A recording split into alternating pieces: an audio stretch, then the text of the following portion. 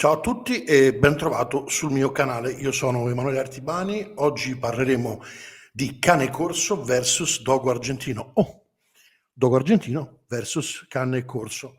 Non prima però di avervi ricordato quelli che sono tutti i miei riferimenti. Bravo, mamma mia, già che ci sono riuscito, merito l'applauso così.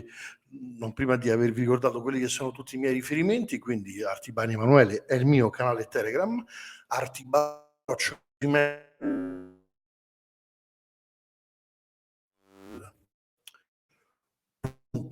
per quanto riguarda la mia email, e dove seguirmi sui social. Io preferisco Instagram perché è quello che seguo più agevolmente. Ma ora andiamo all'argomento del giorno, perché so che sta a cuore a molti, vale a dire dogo argentino versus cane corso. Allora, intanto di cosa parliamo? Di due cani, per essere chiari, che appartengono, almeno sono tutti e due riconosciuti dall'FC. Due cani che appartengono allo stesso gruppo, quindi gruppo 2, cani di tipo pincher, schnauzer, molossoidi e cani da bovari svizzeri, molossoidi, quindi anche la sezione è la stessa. In realtà io ho avuto difficoltà a mettere insieme ho avuto difficoltà a fare questa sfida, perché trovare uno sfidante di uno ed uno sfidante, parliamo naturale, anche se qua di naturale c'è ben poco, dell'altro, è veramente difficile. È veramente difficile perché il cane corso è un cane, spiegherò strada facendo le parole, è un cane nuovo, nel senso che l'idea certo non è nuova, anzi è antichissima, però è un cane che è stato riconosciuto relativamente da poco, insomma, no? Ora, al di là di quello che sosterranno i vari, giustamente, coloro che si sentiranno un po' piccati da questo, però il cane corso viene riconosciuto tardivamente.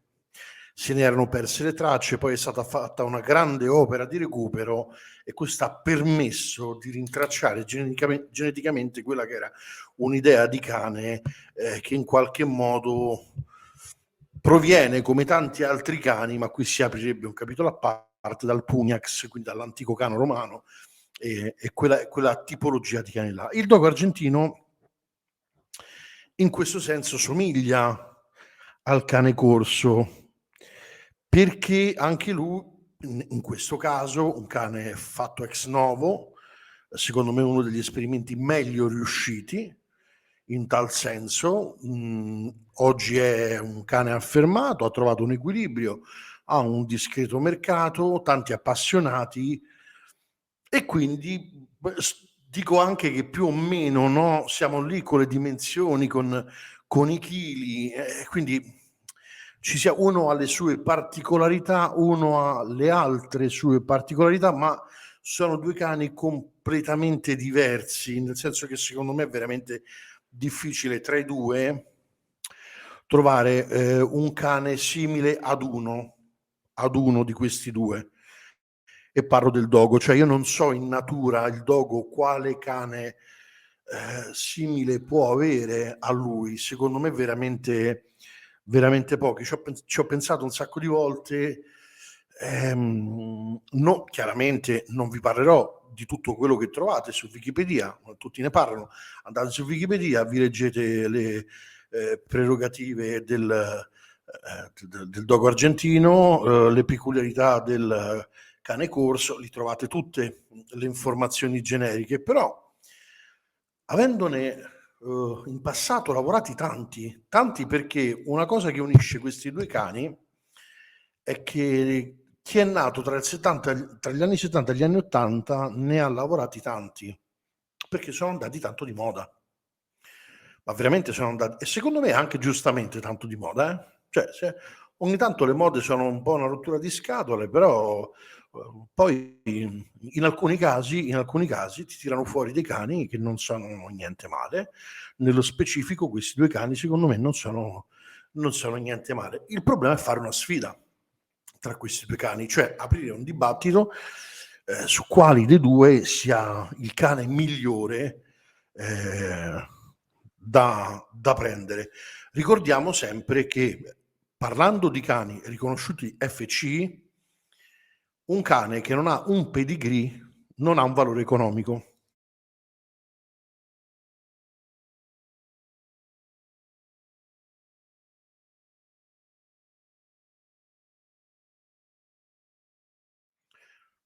E la vendita ne è vietata. Cioè, se provano a vendervi un dogo argentino, un cane corso senza pedigree, non è legale, la vendita è vietata. Devono avere il pedigree, poi magari apriremo un discorso a parte sul pedigree. Quindi parliamo di due cani che vengono riconosciuti, che hanno uno standard da rispettare, e quindi parliamo di cani belli, il più delle volte, da vedersi in modo indiscutibile, ma entriamo nella soggettività, cioè del cosa piace a chi, se più uno o più l'altro. Allora, partiamo dalla bellezza estetica, non funzionale, perché poi qui si aprirebbe un capitolo a parte e forse lo apriamo. Bellezza estetica. Signori, per me,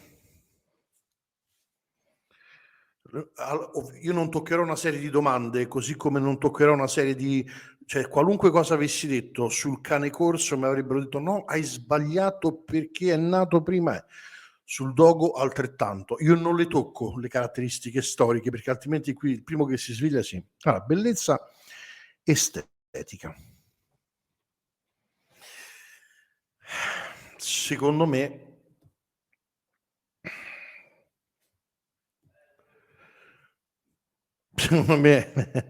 secondo me vince, io però sono di parte in tal senso, vince a mani basse il cane corso. Chiedo scusa, pur senza nulla togliere al dogo argentino, però il cane corso gli riconosco un tecnicismo nel muso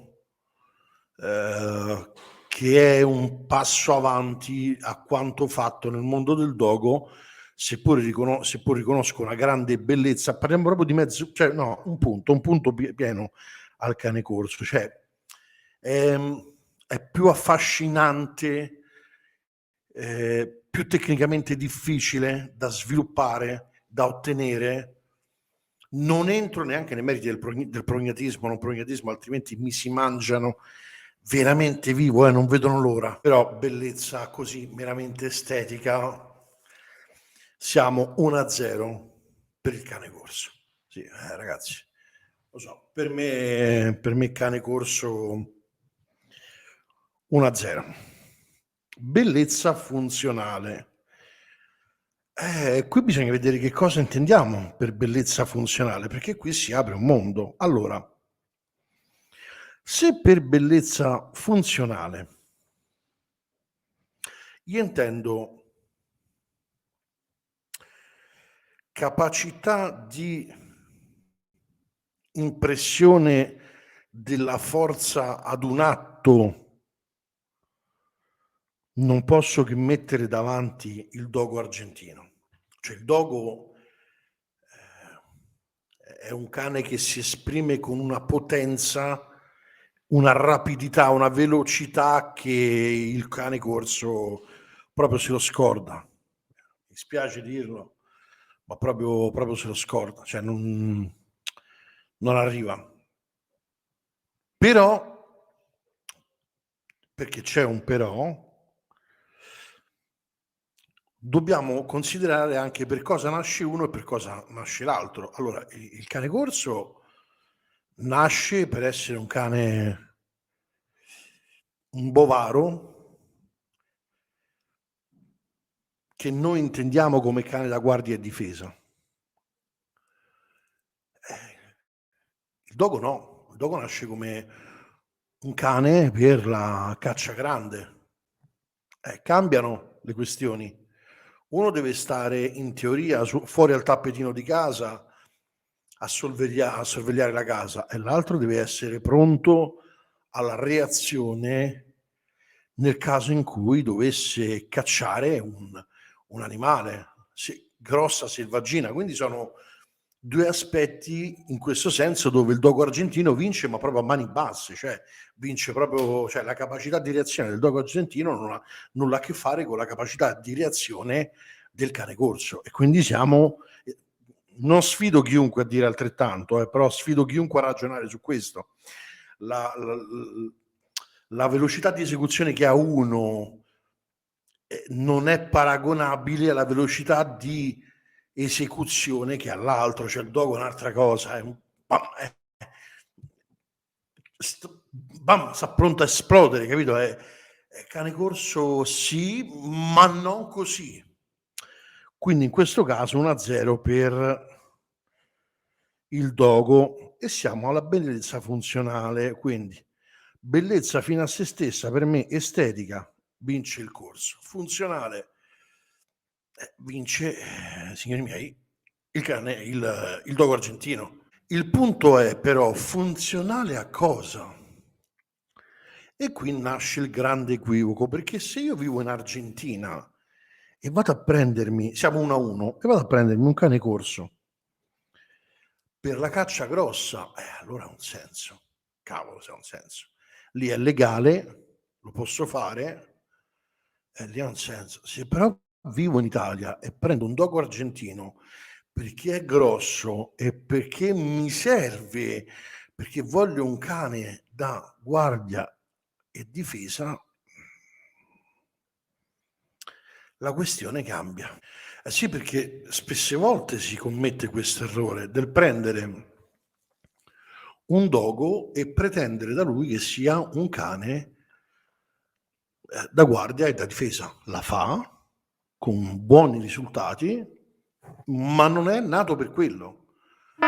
Signori, il dogo, per quanto le persone possano arrabbiarsi, il cane la caccia. Lo so che fa, non che il corso si tiri indietro da certi compiti, ma non è una sua particolarità. Quindi, così come il corso non si tirerebbe indietro da una bella battuta di caccia in vento contro dei cinghiali, uscendone probabilmente con le ossa più rotte del dogo argentino, il dogo dal canto suo non si tira indietro dai compiti di utilità e difesa. Assolutamente. Il problema è quando si chiede al dogo di fare di quella che è una sua performance, una extra performance, gli si chiede di avere gli stessi numeri nell'utilità difesa e guardia del cane corso. Non è possibile, non è anche pensabile. Quindi bellezza funzionale estetica, per quanto riguarda la funzionalità e l'estetica legata a un cane da caccia e esplosività, sicuramente vince il dogo. Bellezza estetica vince sicuramente il corso, sempre dal mio punto di vista. Nel complesso, non vivendo nella pampa argentina, per quanto mi riguarda, nell'insieme delle cose, quindi nella lettura dell'insieme, per me vince, almeno per quanto riguarda tutto il comparto bellezza, per me vince assolutamente il corso. Per chi non avesse capito il giochino, ho messo insieme la bellezza estetica, la bellezza funzionale, dove pareggiano, e ho tirato fuori quello che a me serve e siamo in questi due micro contesti 1-0 per il cane corso. Andiamo al secondo punto. Lavoro. Addestrabilità. Secondo me sono due cani interessanti da addestrare, capaci di fare tutti e due praticamente qualunque cosa. Certo, non puoi chiedere a un dogo argentino o a un cane corso di farti una sessione di GP da 300 punti, non puoi chiedergli di fare 98 in 99 in obbedienza, ma non puoi chiederglielo perché non ha quei tempi, non hanno quei tempi. e non puoi fare determinate forzature su questa tipologia di cani, però sono dei cani incredibilmente affidabili, tutti e due in addestramento, ma veramente incredibilmente affidabili, molto di più di quanto non vengano condannati, cioè vengono trattati come se fossero il male assoluto, in realtà sono dei cani incredibilmente addestrabili. Sono dei cani che, se lavorati bene, gli danno delle soddisfazioni incredibili in tutto, in tutto. Hanno, certo, sul fly ball avrei delle remore sul fly ball, però per quanto riguarda tutto il resto, tutto ciò che concerne l'addestramento, che può andare dall'IGP a magari sugli sport da ring come il ring francese, il Mondio Ring e Viterè, insomma, non sono proprio forse il dogo ti dà qualche soddisfazione, non lo so.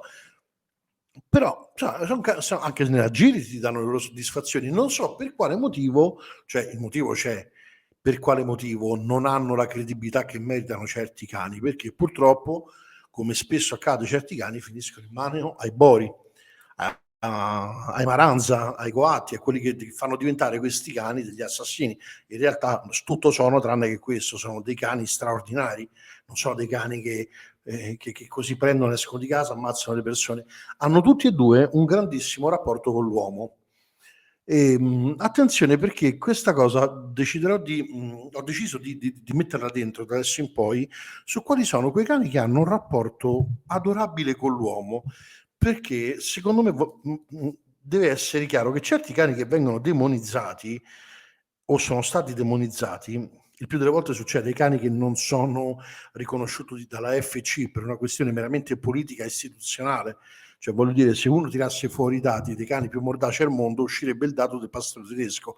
Per quale motivo? Perché ce ne sono numericamente di più, però è un cane protetto e questi dati non escono mai. È un cane protetto per tutto. Non sto parlando male del pastore tedesco, sto esemplificando un concetto. Ora è vittima di questo caso il pitbull, di tutti questi dati, ma sono addirittura in una legge del 2009, credo che il cane corso fosse addirittura vietato come cane da presa, non ricordo, c'era stata una buffonata di quelle che fanno di tanto in tanto contro questi cani, che sì, sono cani dalla gestione importante, però se ci si impegna, quel minimo sindacale, hai un cane assolutamente sotto controllo, che non fa danni. Hai dei cani che sono al pari livello di tutti gli altri cani di una certa potenza, perché molto spesso si dice no, perché quello c'ha un morso che, ad esempio, il morso del cane corso è un morso molto, molto importante. Sì, un cane molto il morso del cane corso è molto importante, perché quello del dogo com'è? Te la regala? No, cioè, pure quello è un morso impressionante. Quindi, comunque, tolta questa parentesi, addestrabilità. Anche qui siamo in pareggio. Questa è tosta, questa sfida è veramente tosta. Dogo 1, corso 1, rapporto con l'uomo. Rapporto con l'uomo, dogo 1, corso 1, perché tutti e due hanno un grandissimo rapporto con l'uomo. Cosa deve pesare nell'acquisto di un cane o dell'altro? Qui parlo a titolo assolutamente personale. Allora, se non si ha il tempo di gestire un dogo, è vero che sta benissimo su un divano come tutti i cani del mondo. Ci sta comodissimo su un divano il dogo come tutti gli altri cani del mondo. Però se non hai il tempo ogni tanto di impegnargli la testa o di viverlo o di farlo lavorare, il cane corso. Perché il cane corso? Perché il cane corso ha dalla sua quella spiccata, quello spiccato desiderio del non fare niente, no? Quella che un po' alla Mastiff, alla mastino napoletano, ha quell'atteggiamento del del voler starsene, cioè se lo lasci tutto il giorno sul divano, in corso, non è un problema, non si sterilizza neanche il dogo, però il dogo lo vedi che ha bisogno di altro. Il dogo argentino lo vedi che è un cane che è stato strutturato, pensato, costruito per le grandi corse, per gli scatti improvvisi, per i cambi di direzione. Se non sei una persona che fa quel tipo di vita, lascia stare. Veramente, lascia stare. Non prenderti un dogo, prendi un cane corso. Ti piacciono quei cani? Prendi un cane corso. Prendi un cane corso. Perché il dogo è un cane veramente impegnativo. Ma per lui, ripeto, sta benissimo anche sul divano, però basta guardarlo una settimana per capire che è un cane che ha voglia. E invece il cane corso sta lì tranquillo, anche lui ha voglia, per carità, ma sono due atteggiamenti completamente diversi.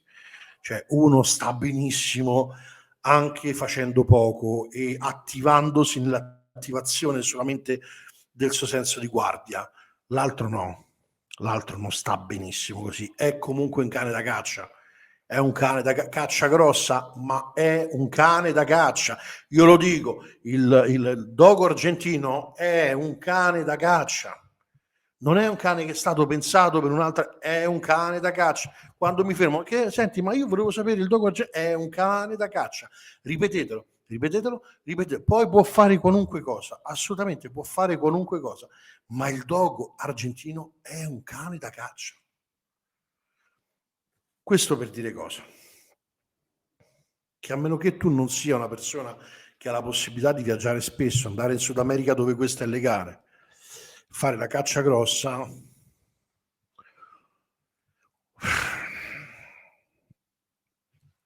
il cane corso qua si prende un vantaggio. Andiamo in vantaggio sul cane corso, perché l'unico modo per recuperare terreno in tal senso, devi vivere in un giardino dove sei continuamente attaccato dai cinghiali e al di qua della rete, perché al di là della rete non lo puoi mandare perché la caccia grossa è vietata nel nostro paese e quella al cinghiale è strettamente misurata, delle tempistiche, quindi deve stare al di qua della rete, a meno che tu non abbia una situazione completamente diversa, amico mio, tra i due, questa volta se la porta a casa il cane corso.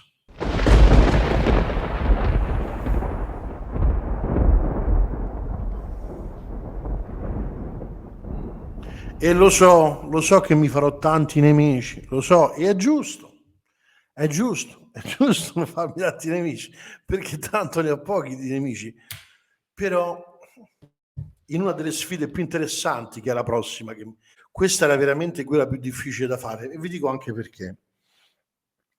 Io il dogo argentino lo avrei messo contro il Rottweiler, perché ha una... È difficile da far capire questa cosa, però il Rottweiler, nonostante la sua mole, ha una reattività che è completamente diversa da quella del cane corso. Anche qui parliamo di un cane completamente diverso, però non sapevo con chi accoppiarlo, e accoppiare il cane corso, che è un cane da caccia, chiedo scusa, il dogo argentino, che è un cane da caccia grossa, con qualunque altro tipo di cane è un azzardo. Cioè, questo video sarà giustamente oggetto di critica. Il problema è che io non conosco la soluzione. Cioè, il dogo argentino a cosa lo paragono? Come lo paragono? A me non è venuto in mente nessun altro cane se non il cane corso, che è un cane che al paragone si presta, ne esce secondo me vincitore, ma ne esce vincitore per il linguaggio urbano e l'ambiente urbano nel quale esso vive. Cioè, un cane corso che vive in città sicuramente sta più comodo di quanto non ci stia un dogo argentino che vive in città. Questo è pacifico. Cioè un cane corso che, figlio, pronipote del canis pugnaz o pugnax, no, è comunque un cane che da noi sta bene. Il dogo argentino è un cane che se tu lo porti, io sono vicino Roma, sotto al Terminillo te lo perdi, cioè cominci a correre, a ruspare per terra in mezzo a un bosco e lo fai contento.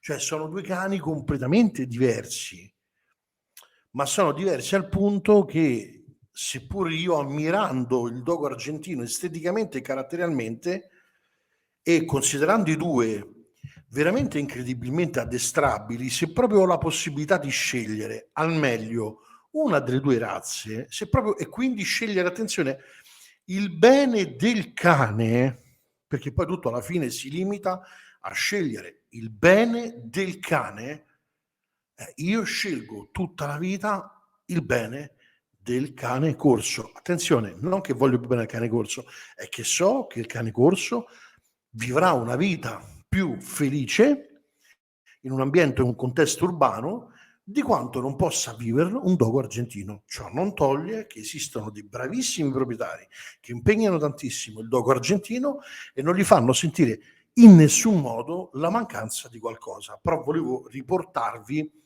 alla logica del perché ho fatto un ragionamento simile. Cioè sono due cani molto belli tutti e due, quindi stiamo lavorando sui dettagli, due cani freschi che hanno molto da dire sotto l'aspetto della morfologia e avranno tanto tempo per dimostrare. Secondo me saranno le mode del futuro prossimo. Cioè noi abbiamo vissuto la moda del pastore tedesco, poi del boxer, tra poco entreremo secondo me nella moda, già siamo nella moda del corso, ma dove i dibattiti in qualche modo termineranno, fisseranno bene un tipo assoluto, non si litigheranno più tra di loro e andranno avanti. Sul dogo argentino non so a che livello siamo, ma immagino che siano i cani in qualche modo del futuro anche esteticamente, perché l'estetica conta, l'estetica in natura conta e non poco. Quindi tra i due, senza nulla togliere ad uno o all'altro, se siete una famiglia e vivete in un ambiente urbano e vi piacciono queste due tipologie di cani, io personalmente consiglio il cane corso. Una domanda che mi è stata, senza nulla togliere al dogo, che mi è stata fatta spesso è la salute su questi due cani. Allora, secondo me il cane corso qui un pochino perde in salute. Il dogo è un po' più longevo come cane e comincia ad avere un po' più di problemini il cane corso. Stando agli ultimi riferimenti veterinari che arrivano, che vengono pubblicati, o meglio, che vengono detti, poi io non so se pubblicati in riviste scientifiche, perché poi certe cose ci hanno abituato anche ad avere un braccio di controllo, no? che poi garantisca quello che viene detto. Però quello che sappiamo è che sono tutti e due dei molossoidi dall'alta, come dire, che vivono a lungo, ma tra i due vive un pochino più a lungo il dogo argentino. Non hanno particolari problematiche, sono due cani ruvidi che possono vivere in giardino e fuori, ma poi meglio sempre in casa, dentro e sul divano. Almeno io, tra le due possibilità, il cane deve stare dentro casa, sul divano. Se proprio non potete, non so come fate. Io un cane fuori non riuscirei mai a tenerlo. Se vi è piaciuto il video, cliccate sul canale, grazie agli abbonati, cioè cliccate la campanellina per seguirmi e tutto il resto. Iscrivetevi al mio canale Telegram perché tra poco ci saranno tantissime novità da mettere in piedi. Io spero di aver completato questo video perché era veramente uno dei più difficili da fare. Cioè, dopo questo tutto è in discesa. Questo non accontenterà né uno né l'altro. È vero, non sono i miei cani preferiti, il cane corso e il dogo, anche se li amo tutti e due, non sono tra i miei cani preferiti perché in mano a persone troppo spesso troppo strane. A me vedere troppo spesso cani in persone troppo strane è una cosa che i cani che non mi piace tanto. Vi aspetto al prossimo video qua sul mio canale. Dai.